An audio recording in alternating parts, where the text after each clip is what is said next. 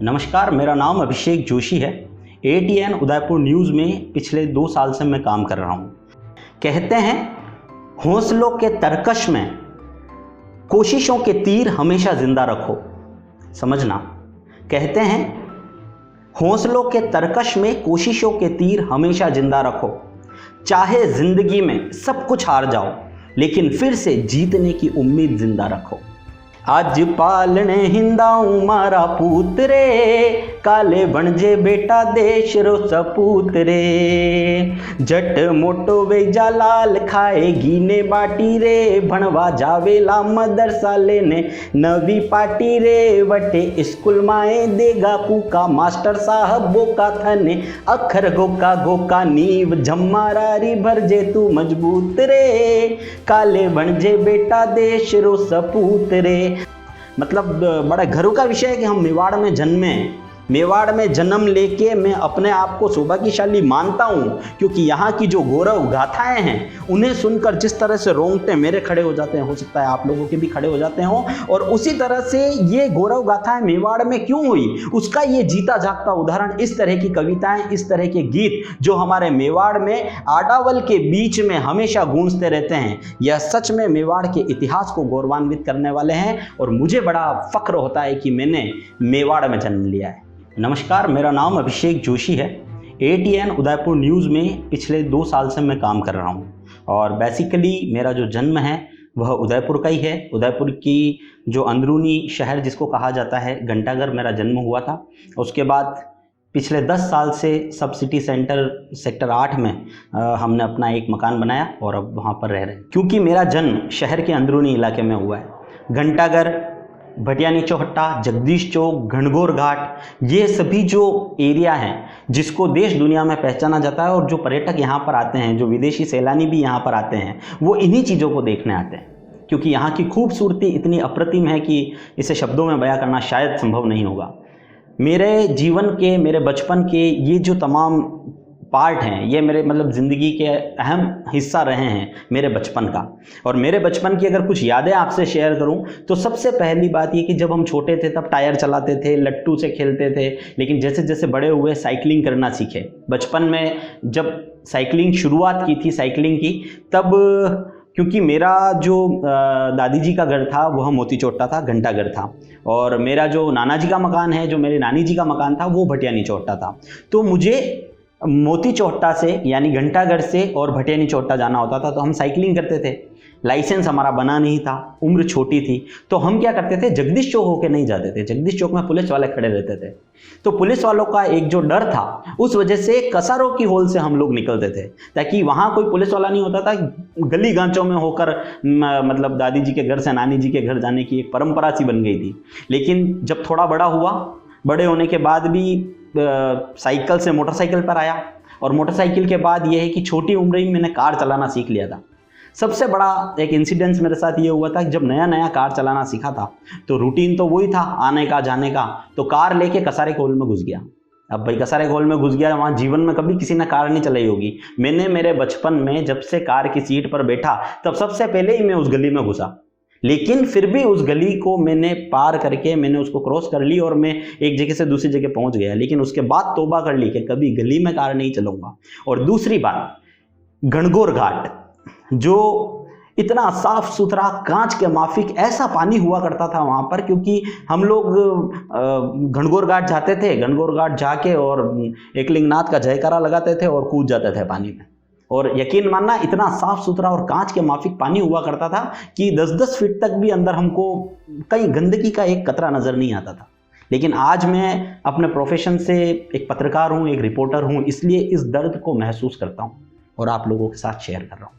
क्योंकि ये जो दर्द है ना, ये दर्द आज मेरा ही नहीं पूरे शहर वालों का है। बचपन की ओर फिर लिए जाता हूँ, यहाँ पर फिर लेके आऊँगा आपको।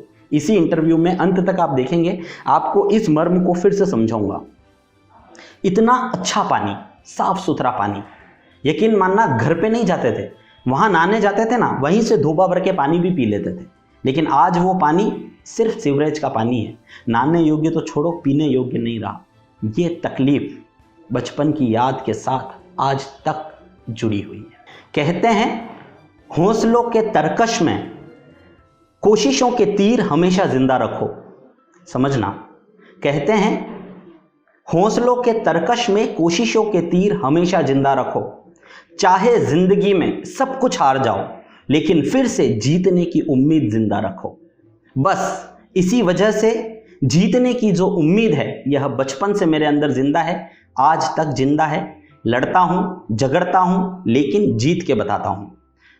बचपन से लेकर अभी तक आज मैं रिपोर्टर हूं, आज मैं पत्रकारिता के क्षेत्र में हूं, लेकिन आपको बता दूं इस पत्रकारिता के क्षेत्र में मुझे महज 2 साल हुए हैं। कोई बहुत ज़्यादा समय मुझे नहीं हुआ है, खाली 2 साल मुझे इस पत्रकारिता के क्षेत्र में हुए हैं। लेकिन इसके पहले मैंने 20 साल तक डांस सिखाया है। मैं बेसिकली कोरियोग्राफर हूँ, मैं डांस सिखाता था, म्यूजिक से जुड़ा हुआ हूँ। 20 साल तक मैंने डांस सिखाया। मुंबई में बड़े बड़े टीवी सीरियल्स मैंने कोरियोग्राफ किए हैं। और मेरी अगर हिस्ट्री आप लोग निकाल के देखेंगे, अभिषेक जोशी को अगर आप लोग सर्च करेंगे तो निश्चित ही आपको वो सब चीज़ें मिलेगी जो मेरी ज़िंदगी से जुड़ी हुई है। मेरी ज़िंदगी में कई ऐसे स्ट्रगल जुड़े हुए हैं जो कि मुझे कई बार ऐसा लगने लगा था कि मैं अब हार चुका हूँ। क्योंकि डांस का एक दौर था, क्योंकि मैं डांसर था, तो डांस का एक दौर था जब हम लोग कहते थे कि dance to express not to impress. किसी को इम्प्रेस करने के लिए कभी डांस नहीं करना, डांस हमेशा खुद को एक्सप्रेस करने के लिए करना चाहिए। और हम लोगों ने उसी को फॉलो करते हुए मैंने अपना डांस का जो करियर है वह निकाला। लेकिन उसके बाद जब से डांस की मतलब बताऊं कि फॉर्म्स चेंज हो गई, हिप हॉप आ गया, फला आ गया, ढीका आ गया, अब डांस नहीं रहा, अब डांस एरोबिक्स हो चुका है। और इसी वजह से शायद कहीं ना कहीं इस डांस को थोड़ा दूर रख के और मैंने रिपोर्टिंग की लाइन ज्वाइन की। और रिपोर्टिंग की लाइन में भी क्योंकि कहा ना, हमेशा से चैलेंज स्वीकार करना मैंने शुरू से सीखा है। तो जब से मैंने चैलेंज स्वीकार करना सीखा, हर कदम पे कुछ नया करने की उम्मीद, हर कदम पे कुछ अलग करने की, हर कदम पे कुछ बेहतर कर दिखाने की जो इच्छा और दृढ़ संकल्प जो था, उसने मुझे इस पत्रकारिता के क्षेत्र में लेके आ गया। आपको बता दूं, इस पत्रकारिता के क्षेत्र में जब मैं आया तब एक उदयपुर के ही एक भैया हैं, उन्होंने मुझे इस पत्रकारिता के क्षेत्र में कदम रखाया। उन्होंने जैसे ही मुझे इस पत्रकारिता के क्षेत्र में कदम रखा, मुझे न लिखना आता था, न मुझे बोलना आता था, न मुझे किसी तरह का वीडियो बनाना आता था, क्योंकि ये मेरा क्षेत्र ही नहीं था। मुझे डांस करना आता था। 1000 लोगों के सामने अगर मंच पे मुझे डांस करने के लिए कहें तो बेझिझक निसंकोच होकर मैं उसी तरह से नाच कर दिखा सकता था, जैसा इन 2 सालों में मैं आपको आज बोल के बता रहा हूँ। ये जो कॉन्फिडेंस है इन 2 सालों में, ये मुझे ATN उदयपुर न्यूज़ ने दिया है। ATN उदयपुर न्यूज़ में जो हमारे सर हैं, जिनके सानिध्य में हम लोग सभी लोग, हमारी टीम काम कर रही है, उन्होंने जो हमको कॉन्फिडेंस डेवलप किया ना, वह सच में आज जनता की आवाज़ बन के लोगों के सामने आ रहा है। हम लोग अपना काम करते हैं बिना किसी से डरे, पहली चीज़, क्योंकि किसी से डरना और काम करना, उसमें जमीन आसमान का फर्क हो जाता है। लेकिन हमने हमेशा जो सच है उसका साथ दिया है, खबर वही दिखाई है जो बिल्कुल सही है। और शायद इसी वजह से आज उदयपुर का बच्चा बच्चा हमें हमारे नाम से पहचानता है। बच्चे बच्चे के अंदर वो बात है कि किसी तरह की कोई खबर हो, किसी तरह की कोई न्यूज़ हो, तो सबसे पहले ATN उदयपुर न्यूज़ को बता दो, तो उन्हें भी लगता है कि हमारी इस बात के साथ, हमारी इस खबर के साथ ये लोग न्याय कर सकते हैं। क्योंकि हमने डरना नहीं सीखा, लड़ना जरूर सीखा। कोविड टाइम की बात करूं तो मुझे बड़ा गर्व है इस बात को कहते हुए, और ठोक बजा के, सीना ठोक के कह सकता हूं कि उदयपुर में जो काम किसी ने नहीं किया होगा वो मैंने किया है। कोविड के समय एक ऐसा दौर था जब पूरा शहर थम चुका था, पूरा देश थम चुका था, हर आदमी डर डर के सांस ले रहा था, उसको अपनी मौत का साया अपने सामने नजर आ रहा था। लेकिन इतने सब लोगों के बीच में कुछ चुनिंदा लोग ऐसे भी बाजार में थे, कुछ चुनिंदा लोग ऐसे भी फील्ड में थे जिन्होंने अपनी जान की परवाह किए बिना उन लोगों की सेवा की है जो मौत से जूझ रहे थे। और मुझे गर्व है इस बात को कहते हुए कि उसका एक हिस्सा मैं भी था। आपको बता दूं, कोरोना के टाइम में ATN उदयपुर न्यूज़ ने सबसे पहले अपडेट्स लोगों तक पहुंचाई है, और इसका जीता जागता उदाहरण आज की तारीख में सोशल मीडिया है। मैं दावे के साथ कह सकता हूं, ATN उदयपुर न्यूज़ के अलावा कोई एक प्लेटफॉर्म ऐसा आप बता दें जिस पर हमसे पहले किसी ने कोई अपडेट ऑथेंटिसिटी के साथ डाली हो। आपको बता दें, कोरोना के समय में जब सब लोग अपने घर में थे, तब हमारी टीम जो आम दिनों में काम करती है उससे ज़्यादा काम कर रही थी।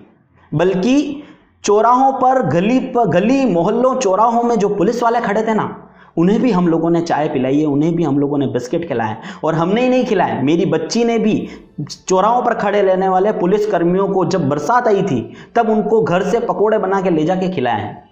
मतलब जो लोग देश की सेवा कर रहे थे, जो लोग लोगों की सेवा कर रहे थे, उनकी सेवा हम लोगों ने की है। और इस समय में जब सब लोग अपने घर में दुबक के बैठे थे और जिनको अपनी मौत का खतरा था कि हम बाहर से अगर हमने सांस ले ली ना तो हम मौत के आगोश में समा जाएंगे, उस समय हम लोग फील्ड में काम कर रहे थे।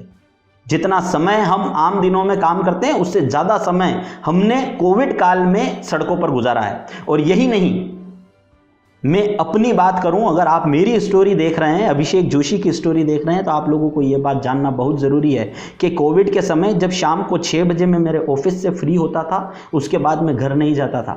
बल्कि जब उदयपुर में कोविड का ब्लास्ट हुआ था, उस समय महाराणा भोपाल चिकित्सालय में जो कोरोना का वार्ड था, उसके अंदर जो पेशेंट्स भर्ती थे, उनके परिजनों को मैं खाना बांटता था। रात की 1 बजे तक एमबी हॉस्पिटल की मोर्चरी में पीछे 300, 500, 700 फूड पैकेट्स हम लोगों ने बांटे। इस बात से मेरे घर वाले बड़े नाराज़ थे। मेरे घर वालों ने भी मुझे काफ़ी डांटा कि पूरे देश दुनिया की सेवा करने का ठेका तेने नहीं ले रखा है। मेरे घर वाले मुझे कहते थे, इसलिए स्पष्ट तौर पे आप लोगों को बता रहा हूँ। लेकिन सेवा का जज्बा, सामाजिक सरोकार क्योंकि रग रग में है, खून में है, तो मैं अपने आप को सेवा करने से रोक नहीं पाया। और इस मुहिम में लोगों की इस स्ट्रगल के समय में, जब मतलब सब तरफ हाहाकार मचा हुआ था, लोग डरे हुए थे, उस समय मैं आपको नाम लेना चाहूँगा यहाँ पर, हिरणमगरी थाना अधिकारी डॉक्टर हनुमंत सिंह राजपुरोहित, जिन्होंने न दिन देखा न रात देखी और लोगों की सेवा की। उन्हीं की टीम का मैं भी एक हिस्सा था। 6 बजे तक, 7 बजे तक मैं पत्रकार था, लेकिन 7 बजे से रात की 1 बजे तक, 2 बजे तक, और कभी कभी तो मुझे याद है रात की 3 भी बज गई थी हमको हॉस्पिटल में। जब हमारे सारे फूड पैकेट्स ख़त्म हो गए थे, उसके बाद भी 100 जनों की लाइन सामने खड़ी थी, उनको हम ऐसे ही भेज नहीं सकते थे। तब हनुमंत सिंह राजपुरोहित, थानाधिकारी हिरणमगरी, वो और मैं, और मेरे साथ मेरा एक मित्र और था। जब हमने देखा कि हमारे सामने 100 लोग भूखे खड़े हैं, रात की 3 बज रही थी, तब एक फ़ोन घुमाया। उदयपुर की एक गृहिणी ने 100 खाने के पैकेट बनाकर उसी समय भेज दिए। हमें भी बड़ा अच्छा लगता है जब हम लोग किसी के काम आ सकते हैं। कोविड काल में जहाँ तक न्यूज़ की बात है, हमने हमारे क्षेत्र में, पत्रकारिता के क्षेत्र में, रिपोर्टिंग के क्षेत्र में, हमने वो झंडा गाड़ा जिसको आज तक लोग याद करते हैं। यकीन मानना, जब गली मोहल्लों से मैं आज निकलता हूँ ना, तो मुझे पूछते हैं, आप तो वही अभिषेक जी हो जिसकी आवाज़ हमने सुन रखी है। क्योंकि उस समय हम लोग जो लिंक्स बनाते थे, हम जिस तरह की वीडियो सोशल मीडिया पर अपडेट्स हमारे साथ आती थी, तो मेरी आवाज़ इतनी प्रचलित हो गई। कई बार मेरे को ज़रूरत पड़ती है किसी अधिकारी से बात करने की, तो मैं जब उनको फ़ोन करता हूँ और बोलता हूँ कि सर मैं अभिषेक बोल रहा हूँ ATN उदयपुर न्यूज़ से, तो उनकी कई बार इस तरह की प्रतिक्रियाएँ होती है, हाँ हाँ हम आपको पहचान गए, आपको देखा कभी नहीं है लेकिन आपकी आवाज़ समझ गए हम कि आप कौन हो। तो ये जो प्रसिद्धि है, ये जो पॉपुलरिटी है, ये इसी प्लेटफॉर्म की वजह से है। और पत्रकारिता में आपको बता दूं कि हर कदम पर नया चैलेंज है, हर कदम पर आपको कुछ नया सीखने को मिलता है। और यदि आपके अंदर सीखने की ललक है तो आप सीख जाओगे, और यदि आप में सीखने की ललक नहीं है, आप टाइम पास करने के लिए पत्रकारिता कर रहे हो, तो 3 दिन में फिर से अपने घर जाओगे। जो भी रिपोर्टिंग को अपना फील्ड चुनना चाहता है, मैं सबसे पहले उसको एक बात बता दूं कि इस काम को कभी भी नौकरी की तरह नहीं करें। रिपोर्टिंग की लाइन में न दिन आपका है, न रात आपकी है, न सुबह आपकी है, न शाम आपकी है। अगर आपने इस बात को स्वीकार कर लिया तो आप पत्रकार बन सकते हैं, तो आप रिपोर्टर बन सकते हैं। और इस लाइन में, इस फील्ड में, क्योंकि मुझे आए ज़्यादा समय नहीं हुआ है, मैं अपने एक्सपीरियंस शेयर कर सकता हूँ जो कुछ मेरे साथ हुआ है, लेकिन मैं अभी किसी को सिखा पाऊँ इसके लिए तो मुझे अभी काफ़ी साल इसमें लगेंगे कि मैं बहुत कुछ मैं खुद सीख लूँ, उसके बाद मैं आप लोगों को सिखा पाऊँ। लेकिन अब तक जितना सीखा है, अब तक जितना समझा है, उसमें सबसे पहली चीज़ यही सीखी है कि न दिन आपका, न रात आपकी, न सुबह आपकी, न शाम आपकी, तो आप पत्रकार हैं।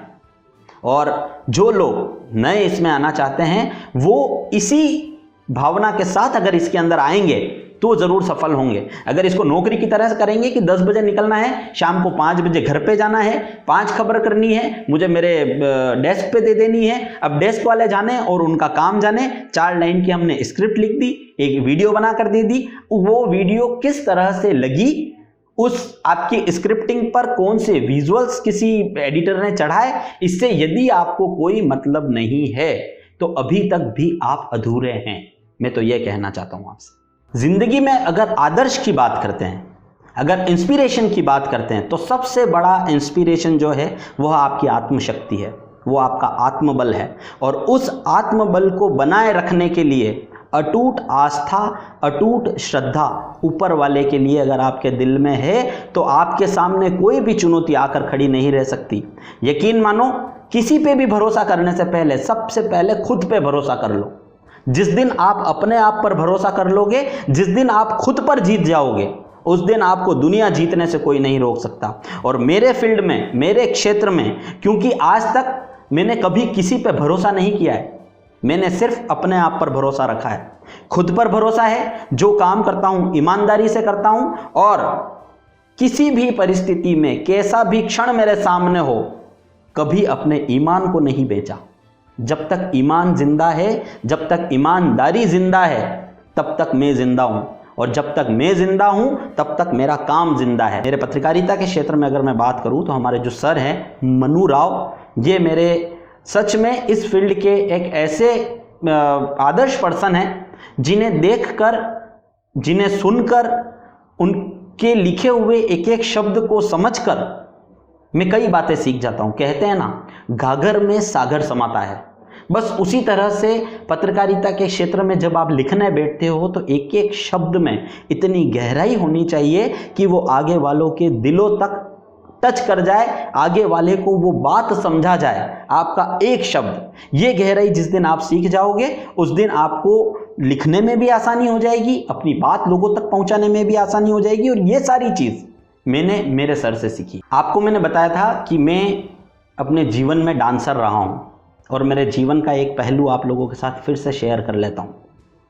मैंने तारक मेहता का उल्टा चश्मा, उत्तरन और FIR, इन 3 सीरियल्स के जो अवार्ड शोज़ होते हैं वो करीब करीब मैंने 2 साल तक कोरियोग्राफ किए हैं। इनके सारे आर्टिस्ट को मैं डांस सिखा चुका हूँ। इन लोगों से मेरे घर जैसे टर्म्स हुआ करते थे। आज से 12-13 साल पहले की बात बता रहा हूँ। वो जो समय था, जब मैंने ये समय उन लोगों के साथ गुजारा था, जब मैं मतलब रियल लाइफ से रियल लाइफ में चला गया था, तब का वो जो समय था ये सच में बहुत सुनहरा था, ये सच में बहुत अच्छा समय था। और अगर मुझे फिर से मेरे पुराने दौर में जाना पड़ा तो मैं उस फील्ड में जाना चाहूँगा, मैं उस समय में जाना चाहूँगा जब हम डांस को जीते थे। क्योंकि मैं कलाकार हूँ, और कलाकार के लिए जो मंच होता है, कलाकार के लिए जो प्लेटफॉर्म होता है, और उस कलाकार के लिए जो सामने बैठे दर्शकों की तालियां होती है, उससे बड़ा धन कुछ नहीं होता है। और मैंने मेरे बहुत छोटी सी उम्र में ही हज़ारों हज़ार लोगों को मेरे एक एक डांस की स्टेप पे थिरकाया हुआ है। तो मैं उस समय को काफ़ी वो करता हूँ कि अगर मेरे जीवन में मेरा वो समय लौट के फिर आ जाए, क्योंकि कहते हैं ना कि कौन कहता है कि आसमां में छेद हो नहीं सकता, एक पत्थर तो प्रेम से उछालो यारों। बस यही पत्थर मैंने मेरे बचपन में उछाल दिया था, और तब से जो कॉन्फिडेंस डेवलप हुआ मेरे अंदर, उससे मैंने हज़ारों हज़ार लोगों का दिल जीता उस समय। और आज के समय में पत्रकारिता करते हुए, और आज भी मतलब हमारी पत्रकारिता में आप लोग देखते होंगे कि ज़्यादा से ज़्यादा सामाजिक सरोकार से जुड़ी खबरें हम लोग दिखाते हैं। हम कोशिश करते हैं कि हम उन खबरों को लोगों तक पहुंचाएं जिससे किसी का हित हो सके, किसी का अहित हटा के और किसी का हित हो सके, ज़्यादा लोगों का भला हो सके। यह सोचकर पत्रकारिता आज के समय में कर रहा हूं। लेकिन अगर पुराने समय में जाना पड़ा तो मैं कलाकार हूं। मेरा जो प्लेटफॉर्म था, मेरा जो मंच था, और मेरे जो दर्शक थे, मेरे लिए जो तालियां बजती थी, उन्हें मैं काफ़ी मिस करता हूं। मैं म्यूज़िक फील्ड से जुड़ा हुआ हूँ, तो यकीन मानना कि मतलब सुबह 10 बजे से लेके शाम को 6 बजे तक अपने पेट के लिए काम करता हूँ, और शाम को 6 बजे से लेके रात की 12 बजे तक अपने दिल के लिए काम करता हूँ। म्यूज़िक से जुड़ा हूँ। शाम को 6 बजे से लेकर रात की 12 बजे तक मैं मेरे स्टूडियो में बैठता हूँ। कई सारे सॉन्ग्स मैंने कंपोज़ किए हैं और क्योंकि ये मेरा पार्ट एंड पार्शल मेरा शौक़ है, म्यूज़िक से जुड़ा हुआ हूँ, संगीत को समझता हूँ, संगीत की साधना करता हूँ और इसी वजह से मैंने अपनी इस साधना के अंदर भी जो कुछ प्रयास मैंने किए उसमें सबसे पहला प्रयास था मेरा बेटी बचाओ बेटी पढ़ाओ के तहत मैंने एक बेटियां सुख का आधार एक वीडियो एल्बम बनाया था। उस गीत को लिखा मैंने था, उसको कंपोज मैंने किया था, उसकी वीडियो भी मैंने ही बनाई थी और उसके अंदर जो कैरेक्टर्स हैं उसमें भी कहीं ना कहीं मैं आपको नज़र आऊँगा। लेकिन सबसे बड़ी बात, क्योंकि दिल से काम करता हूँ ना, तो मैंने जो वो काम किया था, मैंने जो बेटियां सुख का आधार एक वीडियो एल्बम, मेरा सबसे पहला एल्बम मैंने बनाया था, उसको राजस्थान सरकार ने एडॉप्ट कर लिया। और राजस्थान सरकार में जो बाल विकास मंत्रालय बना हुआ है उसमें जो मंत्री मैडम थी अनीता भदेल, उन्होंने मुझे जयपुर बुलाया। जयपुर बुलाने के बाद उन्होंने मेरी वीडियो को कैबिनेट के बीच में दिखाया और दिखाने के बाद उन्होंने मेरे से ये वीडियो मांगा और मेरे से एक शपथ पत्र लिया गया। मुझे इसके बदले पैसे दिए जा रहे थे, क्या आपका जो भी कॉस्टिंग है आप हमें बता दें तो हम इस वीडियो को लेना चाहते हैं और राजस्थान सरकार की तरफ से ये जनहित में चलेगा। जैसे ही उन्होंने मुझे ये बात बताई, मैंने उसको जो खर्चा मेरा आया था वो सारा खर्चा मैंने अपना रखा और उसको मैंने यूं का यूं राजस्थान सरकार को डोनेट कर दिया। आज की तारीख में भी बेटियां सुख का आधार एक वीडियो एल्बम आप लोगों को यूट्यूब पर मिल जाएगा। आप उसे देखेंगे तो आपको पता चल जाएगा कि हम लोग किस तरह से दिल से काम करते हैं और शाम को 6 बजे तक पेट के लिए जीने के बाद 6 बजे से रात की 12 बजे, रात की 3 बजे, सुबह की 4 बजे, सुबह की 5 बजे, कोई फर्क नहीं पड़ता, दिल के लिए जीते हैं, दिल के लिए काम करते हैं और म्यूजिक से जुड़े हुए हैं, म्यूजिक को जीते हैं। ब्राह्मण हूँ, पंडित परिवार में जन्म लिया है। मंत्र श्लोक बचपन से ही मेरी रगों में दौड़ते हैं। संस्कृत मेरा सबसे फेवरेट विषय हुआ करता था और महादेव को जिस रुद्राभिषेक से प्रसन्न किया जाता है वह रुद्राभिषेक 8 साल की उम्र में मुझे कंठस्थ हो गया था। उसका एक श्लोक आप लोगों के सामने रखता हूँ जिससे महादेव प्रसन्न होते हैं। महादेव को प्रसन्न करने के लिए उस श्लोक को, उसे कांडी कहा जाता है। एग्जैक्टली ये रुद्राभिषेक का मंत्र है, इसलिए इसको कांडियाँ कहा जाता है। वो आप लोगों के सामने रखता हूँ, आप लोगों को निश्चित तौर पर पसंद आएगा। ओम नमस्ते रुद्रमन्यव उतोत इखवे नमः, बाहुभ्यां मुत ते नमः, जाते रुद्र शिवात नूर घोरा पाप काशिनी, तयानस्तन्वा शंतमया गिरिशंताभिचाकशी। ऐसे ही कई सारे मंत्र 3 घंटे तक बोलने के लिए कहोगे तो भी बोल दूंगा, क्योंकि टाइम लिमिट है, इसलिए मैं अपनी बात को यहाँ ख़त्म करता हूँ। और अगर कोई बात गीत के माध्यम से कहना चाहूँ तो जब मैं छोटा था स्कूल में, जब मैं क्योंकि म्यूजिक से जुड़ा हुआ हूँ, आप लोगों को बता ही चुका हूँ, स्कूल में प्रेयर में बोलाता था, हारमोनियम बजाता था, लड़कियां मेरे आसपास रहती थी, उनको मैं हाथ जोड़ के उनको प्रेयर सिखाता था और एक गीत मैं बचपन में गुनगुनाता था जो कि मुझे मेरी माताजी ने सिखाया है। पता नहीं है किसका लिखा हुआ है, लेकिन जब मुझे समय मिलेगा इसको मैं संगीत में पिरो के आप लोगों के सामने जरूर पेश करूंगा। उसकी कुछ लाइनें, एक राजस्थान की, हमारे मेवाड़ की एक माँ और एक बाप जब अपने बच्चे को पालने में झुलाते हैं तब वो ये गीत गुनगुना रहे अपने बच्चे को, मतलब लोरी सुनाते ना, तो लोरी की तरह ये गीत अपने बच्चे को वो लोग सुना रहे हैं। और क्या कह रहे हैं, इस बात को समझना, इस मर्म को समझना निश्चित तौर पर आपके दिलों तक पहुंचेगी। आज पालने हिंदाऊ मारा पूत रे, काले बनजे बेटा देश रो सपूत रे, काले बनजे बेटा देश रो सपूत रे। आज पालने हिंदाऊ मारा पूत रे, काले बनजे बेटा देश रो सपूत रे। जट मोटो वेजा लाल खाए गीने बाटी रे, भणवा जावेला मदरसा लेने नवी पाटी रे। वटे स्कूल माए देगा कुका, मास्टर साहब बोका थने, अखर गोका गोका नींव झम्मारारी भरजे तू मजबूत रे, काले बनजे बेटा देश रो सपूत रे। अब वो माँ अपने बेटे को कह रही है अगर बड़ा होके तू नेता बने तो तुझे क्या करना है? अरे नेता जो बने तो गांधी भगत सुभाष सो, कुर्सिया रे चिपक मत करजे सत्यानाश रे, खेती करजे तू करसानी। क्योंकि अपने मेवाड़ में खेती की परंपरा है, तो अपनी माँ और अपना बाप अपने बच्चे को सिखा रहा है उस पालने में, पालना हिलाते हुए, उसको झूला झुलाते हुए सिखा रहा है कि खेती कर जे तू करसाणी, खाजे गेहूं मका की दाणी, पीजे छाछ राबड़ी ताणी, भर जे अन्न राको ठार, अण टूट रे काले बनजे बेटा देश रो सपूत रे, हो काले बनजे रे भाया देश रो सपूत रे। बड़ा होके देश का सपूत बनना। आज पालने हिंदाऊं मारा पूत रे, आज मैं तुझे पालने हिंदा रही हूं, लेकिन बड़ा होके तू देश का सपूत बनना। ये बात हमारे मेवाड़ की माँ, हमारे मेवाड़ का बाप अपने बच्चे को पालने में हिलोरे हिलाते हुए, लोरी सुनाते हुए बता रहे हैं। सोचिए अपने मेवाड़ का इतिहास, मतलब बड़ा गर्व का विषय है कि हम मेवाड़ में जन्मे, मेवाड़ में जन्म लेके मैं अपने आप को सौभाग्यशाली मानता हूं, क्योंकि यहाँ की जो गौरव गाथाएं हैं उन्हें सुनकर जिस तरह से रोंगटे मेरे खड़े हो जाते हैं, हो सकता है आप लोगों के भी खड़े हो जाते हो। और उसी तरह से ये गौरव गाथाएं मेवाड़ में क्यों हुई, उसका ये जीता जागता उदाहरण इस तरह की कविताएं, इस तरह के गीत जो हमारे मेवाड़ में आडावल के बीच में हमेशा गूंजते रहते हैं। यह सच में मेवाड़ के इतिहास को गौरवान्वित करने वाले हैं और मुझे बड़ा फक्र होता है कि मैंने मेवाड़ में जन्म लिया है।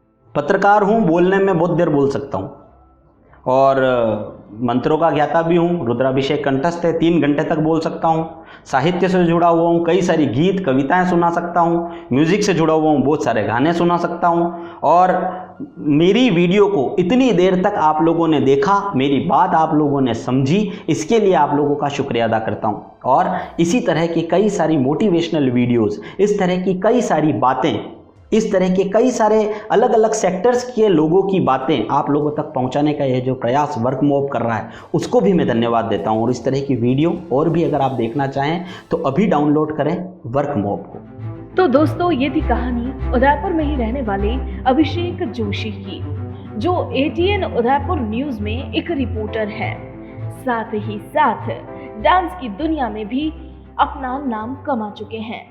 दोस्तों, इन्होंने अपनी इस कहानी में जिक्र किया बचपन से लेकर आज तक के उन तमाम किस्सों का, और अभी जिस पेशे से जुड़े हैं इसमें हालांकि इन्हें काम करते करते 2 साल का वक्त ही बीता है, लेकिन फिर भी आज ये इस क्षेत्र में काफी अच्छा काम कर रहे हैं। आपको बता दें, इससे पहले ये एक डांस कोरियोग्राफर थे और 20 साल का लंबा सफर इन्होंने डांस की दुनिया में भी तय किया। कोविड काल का जिक्र करते हुए इन्होंने बताया कि वो दौर हर किसी के लिए बहुत मुश्किल भरा बीता, लेकिन उस मुश्किल दौर में भी इन्होंने कंधे से कंधा मिलाकर अपनी तरफ से हर संभव कोशिश की लोगों की मदद करने की, जो इस महामारी से जूझ रहे थे।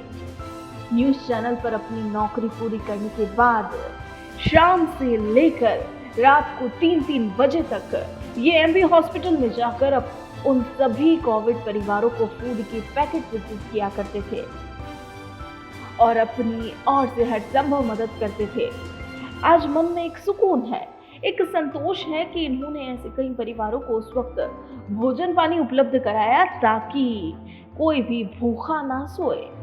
तो दोस्तों, इस तरीके से इन्होंने निस्वार्थ भाव से लोगों की सहायता की और आज इन्होंने अपनी इस कहानी में ये भी बताया कि मेवाड़ में जन्म लेना अपने आप में एक बहुत बड़े सौभाग्य की बात है, क्योंकि यहाँ की गौरव गाथाएं विश्व प्रसिद्ध है, जिसे सुनने के बाद आज भी हर किसी के रोंगटे खड़े हो जाते हैं। तो ऐसी जगह जन्म लेना किसी सौभाग्य से कम हो ही नहीं सकता। दोस्तों, ये कहानी थी इनकी और जाते जाते इनकी हाल ही में कही वो चंद पंक्तियां हम दोहराना चाहेंगे कि हौसलों की तरकश में कोशिशों का वह तीर जिंदा रखो। हार जाओ चाहे जिंदगी में सब कुछ, लेकिन फिर से जीतने की उम्मीद जिंदा रखो।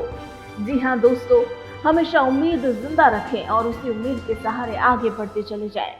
आज की हमारी ये कहानी आपको कैसी लगी ये बताना ना भूलें। उम्मीद है दोस्तों आपको ये स्टोरी अच्छी लगी होगी, तो फिर देर किस बात की, जल्दी से इसे लाइक, कमेंट और शेयर कर दीजिए। And guys, the best time for new beginnings is now. तो चलिए आइए कुछ नया करते हैं और आपकी उस स्टोरी को भी सभी के सामने लाते हैं। तो अगर आपकी स्टोरी भी है खास और सभी को इंस्पायर करने वाली तो जल्दी से बिना सोचे करें कुछ नया और उसी स्टोरी को शेयर करें हमारे साथ। Guys please share with us, we will be back soon with a new inspiring story. दोस्तों जल्द ही लौटेंगे आपके पास एक नई कहानी के साथ।